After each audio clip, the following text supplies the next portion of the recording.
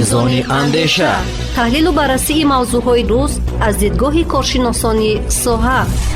میزان اندیشه.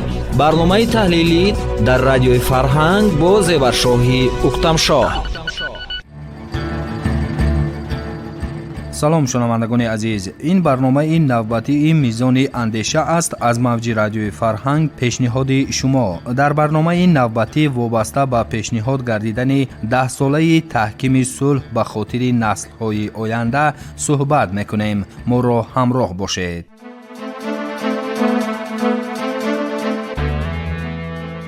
شنوندگان گرامی، لازم به یادآوری است که هنوز 23 سپتامبر سال 2024 پرزیدنت جمهوری تاجیکستان محترم امامعلی رحمان در شهر نیویورک ایالات متحده آمریکا در همایش آینده پیشنهاد نمودند که توسط قطعنامه مخصوص سازمان ملل متحد 10 ساله تحکیم صلح به خاطر نسل‌های آینده قبول کرده شود. سخنرانی پیشوای معظم ملت پرزیدنت جمهوری تاجیکستان محترم امامعلی رحمان در سمیت آینده سازمان ملل متحد بار دیگر توجه جامعه جهانی را به ارزش ثبات و آرامی بشریت، همگرایی و همکاری‌های سودمند کشورهای جهان و مبارزه و مقاومت با تهدید و خطرهای زمان معاصر جلب نمود. پیشنهادها و توصیه‌های سودمند رهبر دولت در واسطه‌های اخبار جهانی پهن شده. جمهوری تاجیکستان همچون کشور تشبثکار و فعال سیاست جهانی معرفی گردید. شنوندگان عزیز، وابسته به موضوع مذکور صحبت داشتیم با ادیب، روزنامه‌نگار، برنده جایزه ادبی به نام صدرالدین عینی شادی رجبزاد که آن را پیشنهاد شما می‌نماییم.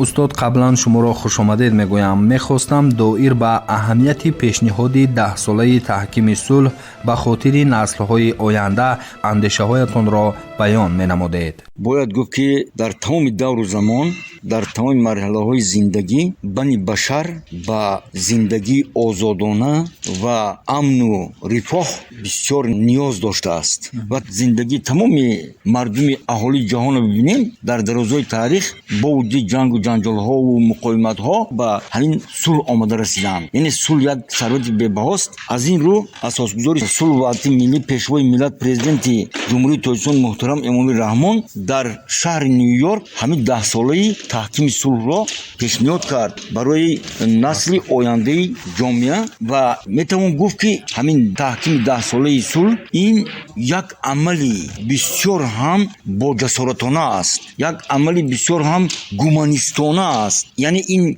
در دایره یک ملت و در دایره یک کشور نه، بلکه فراتر از آن در دایره تمامی در اقصای جهان گویم. این بسیار ضرورت به میان آمده است و این از خرد ازلی، از فضیلت و دوراندیشی سرور دولتمان شهادت میدهد که یعنی وای همدردی نه فقط مردم یک کشور، همدردی مردم و ملت و خلقت جهان میباشد. این بسیار مهم است، چون که چنان که همین سعدی شیرازی در وقتش بود، بنی آدم اعضای یکدیگرند که در آفرینش یک گوهرند، چه عضو به درد آورد روزگار دیگر عضوها را نماند قرار، تو که از مهنت دیگران بیغمی نشاید که نامدیان آدمی. بنابراین این مسئله را باید بیارد که همین پیشوای ملت از روزهای اولی به سر قدرت آمدن همین مسئله صلح را، تحکیم صلح را در تمام سطح جهان، مخصوصا همسایه کشورها از جمله افغانستان، در همین سازمان ملل متحد دائم برآمد میکرد و تاکید میکرد که ما باید که برای صلح، برای یک پارچگی هر یک سرزمینمون و تمام در عموم قلمرو دیگر کشورها باید که تلاش ورزیم و با آن نوعی گردیم که کسی قربان نشود و خونی ناحق ریخته نشود. بنابراین این بسیار مهم است و تمامی در طول زیاده از 30 ساله که دولت ما در فضای صلح نفس میکشد، همین مسئله صلح که در تاجیکستان هست این یک پدیده است. همین تجربه صلح تاجیکان را بارها گفتند و حال هم دوام دادند، حتی همچون منبع آموزش استفاده میشود از جانب دیگر کشورها. بنابراین چنین اقدام و چنین جسارت سرور دولت بسیار با موقع است، سری وقتی است، چون که ما مشاهده میکنیم در یک مرحله بسیار حساس، بسیار هم شدت اوضاع ضدیت ها идома дорад ба хавфи таҳдид ба ҷони одамон аст. ҳолонки ҳамин зиндагӣ, ҳамин олам ва тамоми ҳамин ҳастию бақои олам ба инсон вобаста аст, барои инсон аст. бибинед абулмаонӣ бедил мегӯяд ки сулҳ як мӯ ба ҷанг расад, шишаи оламе ба санг расад. яъне ин бисёр нозук аст. хаёл мекунам ки ҳамин талошҳои президенти мамлакат низ дар асоси суннату анъанаҳои тамаддуни гузаштаи тоҷикон, гузаштаи миллати мо ва ба назар гирифтани вазъи глобалии имрӯзаи ҷаҳон, муосири ҷаҳон да ҳамин масъаларо ба ин хотир бардошад ва барои хотири чунон ки аз номаш вайдос ҳамин ташаббуса барои хотири насли ояндаи на фақат миллати тоҷик, тамоми миллатҳои олам. чунки ин ҷаҳон бояд ҳамеша пойдор, ҳамеша бояд ки мустаҳкам бошад, зиндагӣ бояд ҳамеша ширин, гуворо ва мардум ҳамеша дар фазои сулҳ озод зиндагӣ кунанд. ин афкор, ин андеша, ин ҳадаф, ин ғояи инсондӯстона, гуманизми олии сарвари давлат аст ки ин дар тамоми ҷаҳон ҳамовозӣ ва ҷонибдорӣ пайдо кард ва дар ҳар як вохӯрию мулоқоти сарварони давлат, аз ҷумла сарвари давлати мо бо дигар кишварҳо, махсусан ҳамин масъалаи сулҳ, амну амонӣ, зиндагӣ ба хотири насли оянда ки бояд ки қатраи ашки як зан модар нарезад, аз хонаи садои гирья набарояд ва мамлакатҳо, кишварҳо дар ҳамин муҳити тинҷу ором мардум ба зиндагии осудаву ором, ба фаъолияти, ба меҳнати садоқатмандона машғул шаванд. ин аст хулосаи ҳамин ҳадафу хулосаи иқдом ки имрӯз мо инро мушоҳида мекунем. саломат бошед. яъне аз ҳадафҳои асосии башардӯстонаи роҳбари давлати мо дарак медиҳад ин иқдом. оре, бале, ман ина гуфтам, таъкид мекунам, чунки инсон ҳамеша бояд ки бо шӯртарин мавҷуди рӯи олам аст охир. ва ин ки дар як гӯшаву канои олам ҳамин дасисаву иғвои ҷанг мешавад, ин ба кӣ манфиат меорад? ҳеҷ гоҳ ба мардуми оддӣ, ба мардуме ки мехоҳанд ки ҳамеша дар зери осмони соф меҳнати заҳмат кашанд, меҳнат кунанд ва зиндагии хубу гуворо ба сар баранд, ҳеҷ гоҳ лозим нест. ва ҳамин роҳ як умр дар суннату дар анъанаҳои гузаштаи тоҷик аст. дар тамаддуни мо ҳамеша ҷонибдори сулҳ буд. тамоми шоиру нависандагон, мутафаккирони мо ҳамеша сухан аз сулҳ мегуфтанд, аз амонӣ мегуфтанд, аз бародарӣ, баробарӣ, дӯстӣ ва ҳамдигарфаҳмию ба қадри ҳам расидани на фақат як миллати тоҷик, ҳамаи мардуми дунё. ана ин иқдоми президент иқдоми метавон гуфт ҷаҳонист. албатта ин ҷаҳонист ба ин маъне ки ин масъалаи боз мегӯям ки фаротар аз як қавму аз як ҳудуд аст. дар сатҳи тамоми қавму наҷоту миллатҳои ҷаҳон аст. саломат бошед устод. барои чӣ маҳз ба ҷавонон нигаронида шудааст? яъне ҷавонони оянда. дуруст. барои он инҷа ин саволтон бисёр ба мавқеъ аст. дуруст аст ки ҳамин ҷомеаро аслан насли нав ва фаротар аз ин ҷавонон месозанд. яъне ҳамин нерӯи пешбарандае ки мегӯем, нерӯе ки месозад ҷомеаро дар ҳамаи соҳаҳои ҳамин хоҷагии халқе ки мо мебинем, илм, маориф, саноат, иқтисодиёт, кишоварзӣ, тиб, варзиш ва монанди инҳо, нерӯи пешбарандааш, нерӯи ядро гӯем агар ҳастаи ҳамин ҷомеаву ҳамин ҷавононанд. бинобар ин ба ҷавонон такя кардани президент бесабаб нест, чунки маҳз онҳо метавонанд барои на танҳо имрӯз, барои фардо, барои оянда ҳамин марҳилаҳои созандагиро идома диҳанд, мамлакатро рушд диҳанд дар ҳама ҷабҳаҳо ва ба тараққиёти ҳамин мамлакат мусоидат кунанд. ва аз ин ҷо як хулоса дига мебарад ки амонӣ, сулҳу салоҳ, суботи якпорчагӣ ин ҷанбаи ҳамин боз рушду такомулу таҳаввул ёфтани ҳамин ҷомеа аст. пешрафту тараққӣ ёфтани тамоми соҳаҳое ки имрӯз мо ба пешрафти онҳо ниёз дорем, чунки самараи инҳо вобастагӣ дорад аз пешравии давлат. саломат бошед устод. ташаккури зиёд. оё кишварҳои ҷангзада агар ба сулҳ рӯ оранд, то кай нуфузи худро байни дигар кишварҳо пайдо мекунанд? воқеан имрӯз мо мушоҳида карда истодем, аллакай ҳамин натиҷаҳо дода истодааст ки ҳамун кишварҳое ки дар он ҷо ҷанг масалан идома меёфт ва ин албатта ин ҷангро гурӯҳҳои алоҳида ташкил мекунанд, اون گروه‌های منفعت‌خواه و همونها هم دیده ایستند که همین جنگ و بی‌ثباتی باعث ویرانی یک کشور نه، باعث ویرانی چندین ممالک دیگر می‌شود.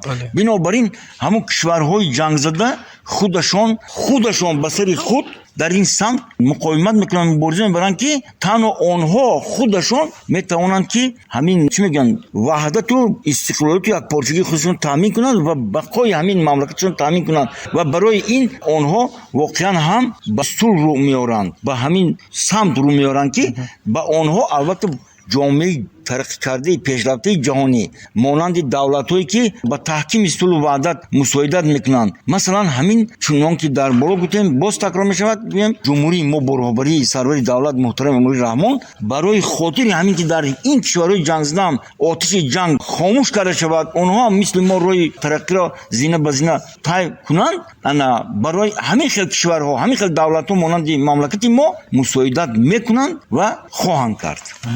саломат бошед. хоб мегуфтед ҳамчун адиб нигоҳи шумо вобаста ба сулҳ дар тоҷикистон дар кадом поя қарор дорад? میدونید اینجا من باید این از اول میگفتم که من بی‌واسطه در همین شاهد همین واقعه بودیم دیدیم. این زمین است، این برای ما تجربه است، برای ما سبق است. من در هر یک واقعه که با ما میشود با ادیبان در مکتب ها در کارخانه های در چی استحصالی با کارگران دیگر کشاورزان دیگر من مکررا همین مسئله را تاکید میکنم. در نوشته های من مثلا مالک 4 کتابی مجموعه حکایات هستم، در همین این مسئله موضوع اصلی نوشته های من همین مسئله است. اما واقعی جنگ تصویر کردن نشان میدیم که اما ببینید که همین خیلی واقعا بود، اکنون باید ما شکرانه کنیم. یعنی همین صلح تاجیکان همین خیلی عادی، حالا به نظر بسیارا چنان میاد که هر 6 تا این خیلی سهل و آسان به دست نآمده است. میدونید چقدر صحبت ها شد، چقدر نافهمی ها بود، لیکن بسری همین چون نیت نیک بود، چون برای مردم بود، برای همین خلق بود این کار. پرزیدنت مملکت گویم که در بسیار خطرها را پس سر کرده در صحبت و در مذاکره نشستند و گفتند که روی ما یک است، ما از جنگ از منفعت جویی به جای نمیرسیم. این باعث مرگ مرد و زنهای بیگناه، باعث خرابی مملکت و این خرابی خودش ما دیدیم.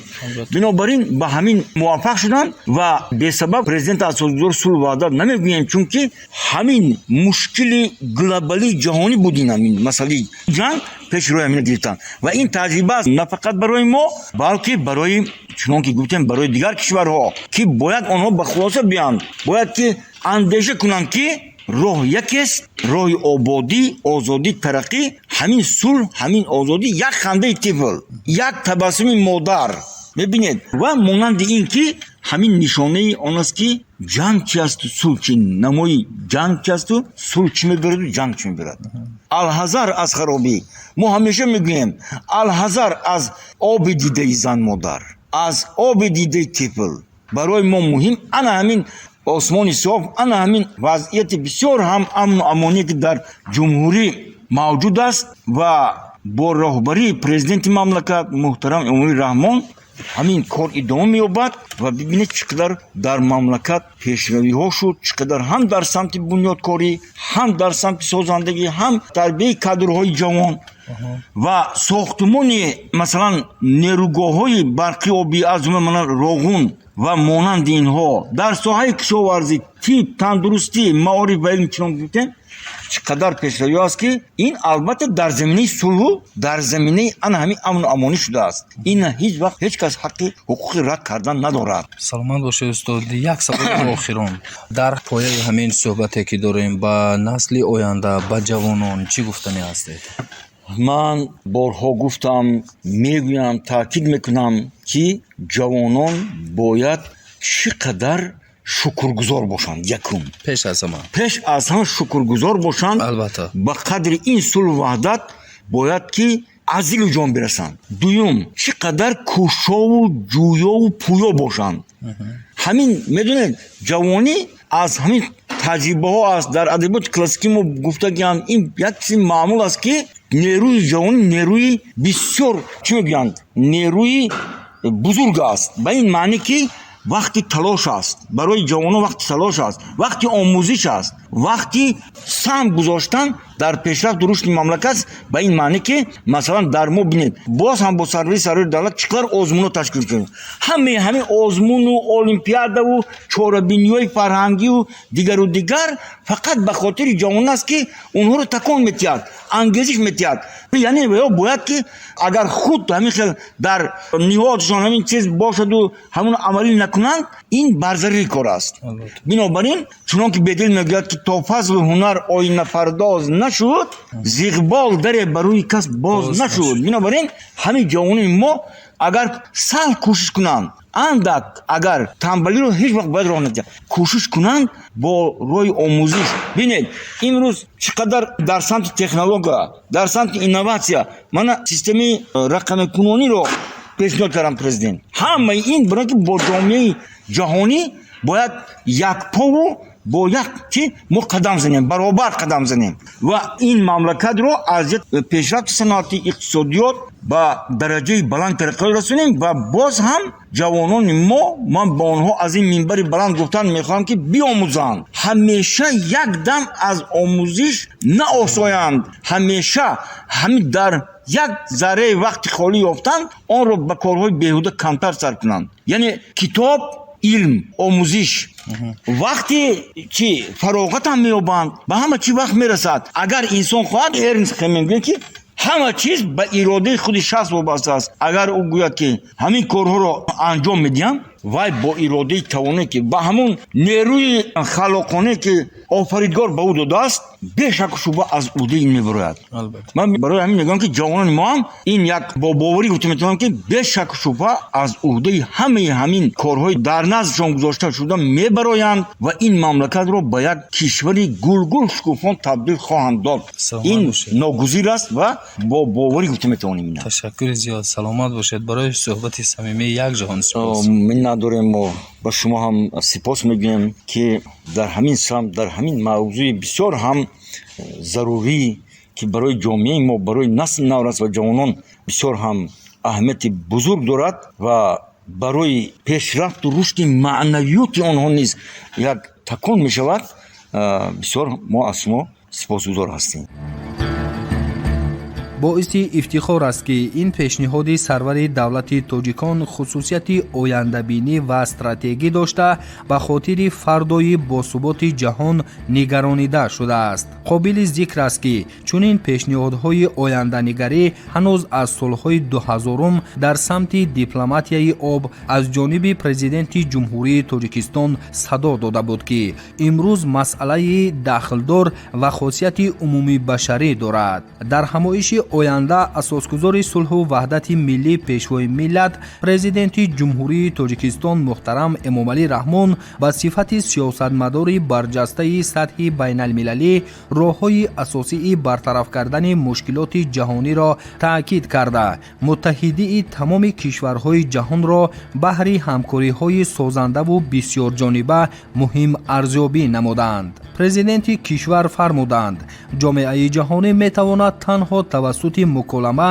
ва ҳамкориҳои созанда дар пайдо кардани роҳҳои рафъи хатарҳои муосир комёб гардад. бояд гуфт ки дар шароити ҳассоси геополитикӣ пешниҳодҳои судманди президенти ҷумҳурии Тоҷикистон муҳтарам Эмомалӣ Раҳмон ба сифати лидери сиёсии сатҳи ҷаҳонӣ муфид ва саривақтӣ буда дар таҳкими суботу оромӣ дар саросари ҷаҳон ва ҷустуҷӯи роҳу усулҳои ҷадиди мубориза бо таҳдиду хатарҳои нав нақши калидӣ хоҳад бозид.